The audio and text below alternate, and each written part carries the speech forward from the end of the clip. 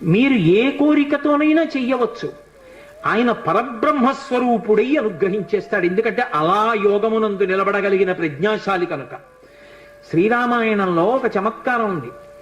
దాని పేరే రామాయణము. రాముడితో మిగిలిన వ్యక్తులందరూ నడుస్తారు. అసలు రాముడు కనిపించని కాండ ఉండదు సుందరకాండ వినా. సుందరకాండలో రాముడు కనపడకపోయినా రామ కథ 1కి 10 మార్లు చెప్పబడుతుంది. అటువంటి రామచంద్రమూర్తి వలన ఉపకారము కాని ప్రత్యుపకారము కాని పొందనివాడు రామాయణమునందు లేడు. ఆయనకి ఉపకారం చేసిన వాళ్ళందరికీ ప్రత్యుపకారం చేశారు. ఒకవేళ ఉపకారం చేయకపోయినా ఉపకారం చేశారు. కానీ ఆయన ఉపకారాన్ని పొంది కూడా ప్రత్యుపకారం నేను చెయ్యలేను అని చెప్పింది ఎవరితో అంటే ఒక్క హనుమతోని చెప్పారు. రామాయణ పరిసమాప్తి సమయంలో హనుమని దగ్గరికి పిలిచి గట్టిగా కౌగిలించుకుని ఒక మాట అన్నారు. మదంగే జీర్ణతాం యాతు యత్తయోపకృతం కపేహి నరహ ప్రత్యుపకారాణం అపత్సాయ అతిపత్రతాం అన్నారు. హనుమా, నువ్వు చేసిన ఉపకారము నా శరీరమునందు జీర్ణమైపోవుగాక. ఎందుకని? నువ్వు నాకు చేసిన ఉపకారానికి నీకు ప్రత్యుపకారం చెయ్యడం ఇక సాధ్యం కాదు. నేను కష్టంలో ఉంటే నువ్వు నా భార్య యొక్క జాడ కనిపెట్టావు. ఇప్పుడు నీకు ప్రత్యుపకారం చేయాలంటే నీకు అటువంటి కష్టం కలగాలి. కోరచ్చా నేను? అందుకని నేను కోరను.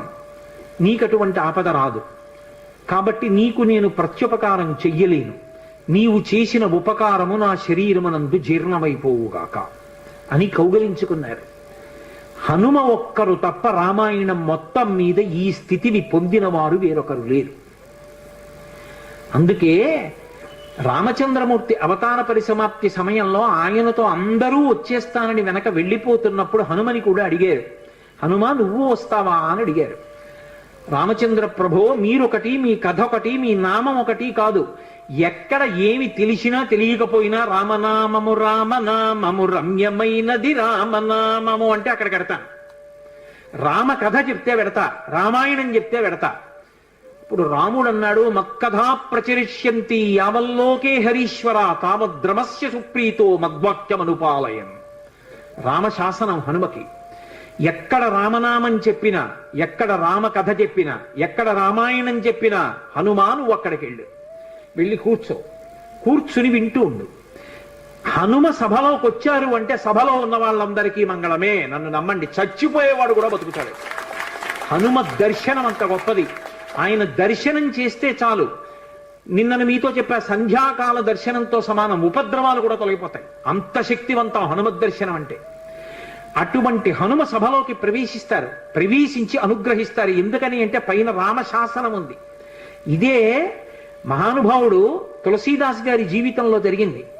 తులసీదాస్ గారు ప్రతిరోజు గంగానదిలో స్నానం చేసి చెంబుతో కాసిన నీళ్లు తీసుకొచ్చి రావి చెట్టు మొదట్లో పోసి రావి చెట్టు కింద కూర్చుని తపస్సు చేస్తుండేవారు. ఆ రావి చెట్టు మొదట్లో గంగ నీళ్లు పోస్తుంటే గంగాజలం తగిలిందో ఏమో ఒక బ్రహ్మరాక్షసుడు పైనుంచి కిందకి దిగాడు. బ్రహ్మరాక్షసుడంటే ఎవరు అనుకుంటారేమో, వేదం చదువుకుని కూడా దొంగతనాలు లాంటివి చేసి బ్రతికిన వాళ్ళు బ్రహ్మరాక్షసులు అవుతారు. పతంజలి చరిత్రలో చెప్తారు. కాబట్టి అటువంటి బ్రహ్మరాక్షసుడు క్రిందకి దిగి అన్నాడు, నువ్వు నాకు మహోపకారం చేశావు. ఎప్పటి నుంచో ఈ చెట్టు మీద పడి ఉన్నాను.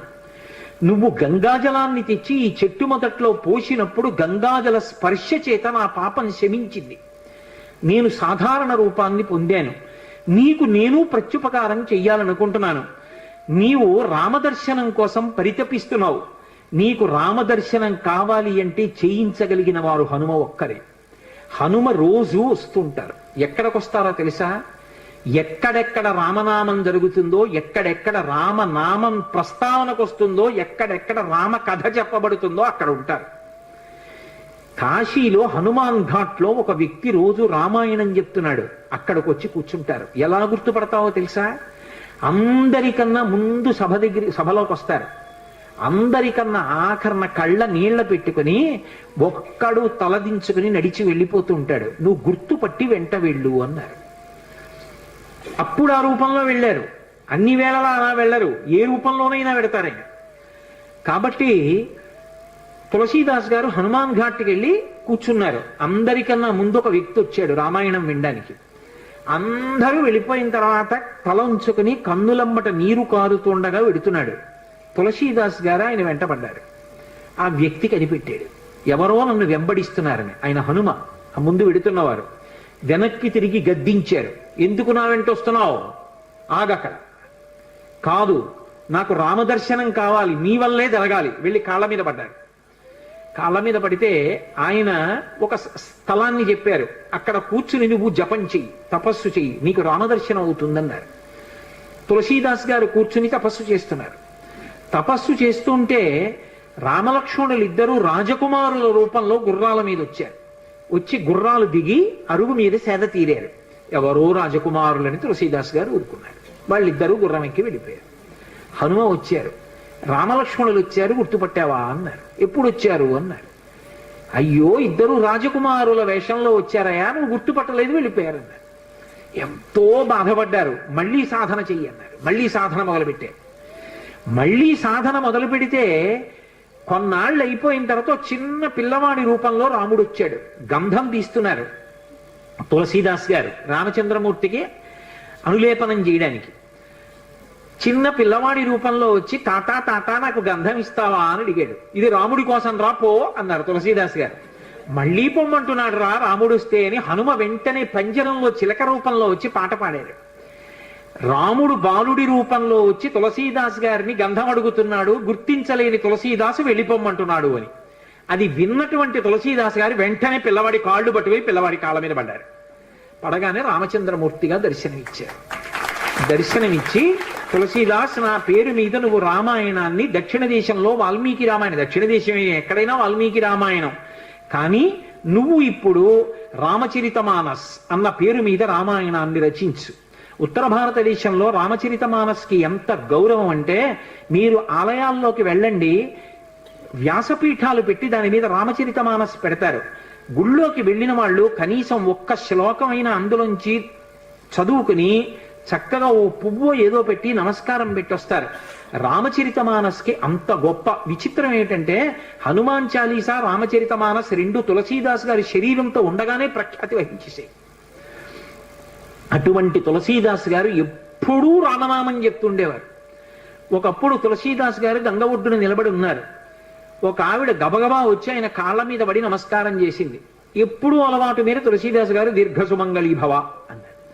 అయ్యా, నన్ను దీర్ఘసుమంగళీభవ అంటున్నారు, నా భర్త మరణించాడు, అదిగో చితి మీద పడుకోబెడుతున్నారు దహన సంస్కారానికి, మీ నోట వంట వచ్చిన మాట అబద్ధం కాకూడదు అందావిడ. నా నోట రావడం ఏమిటమ్మా, రాముడు పలికించాడు.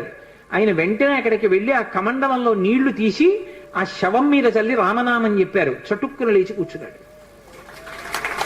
ఇది చూశారు పాదుషా యొక్క గూఢచారులు ఆ గంగా తీరంలో తిరుగుతూ. తులసీదాస్ గారి దగ్గర రకరకాలైనటువంటి విన్యాసాలున్నాయి, ఆయన ఏవైనా చెయ్యగలడని పాదుషాకి చెప్పారు. పాదుషా తులసీదాస్ని పిలిపించారు. పిలిపించి, నువ్వేమిటో చచ్చిపోయిన వాడిని బతికించావుట, ఏవి కొన్నటువంటి వింత చేష్టితములు చెయ్యన్నారు. తులసీదాస్ గారు అన్నాడు, వింత చేష్టితములు చేయడానికి నేను గారడి వాడినా? కాదు, రాముడు నన్ను పనిముట్టుగా అనుగ్రహించాడు, అది రామానుగ్రహం అన్నాడు. అంటే నేను చెప్పిన మాట పాటించట్లేదు కాబట్టి కొరడాలతో కొట్టండి అన్నాడు. అంటే అప్పుడు హనుమాన్ చాలీసా చేశారు తులసీదాస్ గారు. కళ్ళు మూసుకుని హనుమని తెలుసుకుని హనుమాన్ చాలీసా చేస్తుంటే భటులు వచ్చి కొరడాలు పట్టుకుని కొట్టడానికి పైకెత్తుతున్నారు. ఆశ్చర్యం ఏమిటంటే ఆ రోజున పాదుషా కోట అంతఃపురం అంతటా పెద్ద పెద్ద కోతులు వచ్చి ప్రతి సైనికుడి చెయ్యి పట్టుకున్నాయి కదలకుండా. పాదుషా భయపడిపోయి సింహాసనం దిగి కిందకొచ్చి తులసీదాస్ గారి కాళ్ళ మీద పడ్డాడు. అప్పుడు ఖచ్చితంగా పూర్తయిపోయింది హనుమాన్ చాలీసా. ఆ తులసీదాస్ గారి చదివినప్పుడు అన్ని కోతుల రూపంలో వచ్చి ఎదురుగుండా హనుమ నిలబడి కాపాడారు తులసీదాస్ గారిని. అందుకే అప్పటికీ ఇప్పటికీ ఎప్పటికీ కూడా హనుమాన్ చాలీసాకి అంత శక్తి. తులసీదాస్ గారు ఎప్పుడు మాట్లాడుతూ ఉండేవారు స్వామి హనుమతోటి. రామాయణ రచన చేసేటప్పుడు, రామచరితమానస్ రాసేటప్పుడు ఏ ఏ ఘట్టం దగ్గరికి వచ్చేటప్పుడు ఆయా ఘట్టం దగ్గర మళ్ళీ హనుమకి చదివి వినిపిస్తూ ఉండేవారు. హనుమ అంతా చదివి సరేనంటుండేవారు. అబ్బో, ఎన్ని చమత్కారాలు వాళ్ళిద్దరి మధ్యలో, ఎన్ని విశేషాలు జరిగాయో తులసీదాస్ గారికి హనుమకి. అంతటి గొప్ప అనుబంధం. అందుకే హనుమ గురించి తులసీదాస్ గారు ఏవి చెప్పారో అవన్నీ కూడా అద్భుతమైనటువంటి విషయాలు. రామచరితమానస్ అంత గొప్ప గ్రంథం. తులసీదాస్ గారిని అనుగ్రహించారు. మహానుభావుడు స్వామి హనుమ అనేకమైనటువంటి అవతారాల్లో ఈ లోకంలో వచ్చి ఎందరినో అనుగ్రహించారు. వారు వచ్చినటువంటి అవతారములు ఎన్నో ఉన్నాయి.